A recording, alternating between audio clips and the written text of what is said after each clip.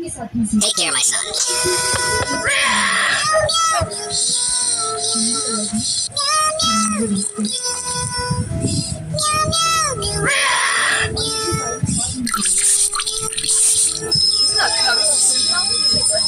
Oh, honey.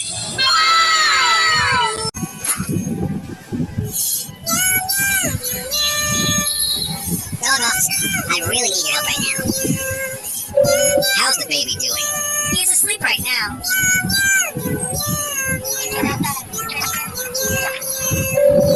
Your son is in the police station. I am truly sorry, my dear son. What has happened? Sir, drop your weapon. Put your hands on your head and get down on the ground.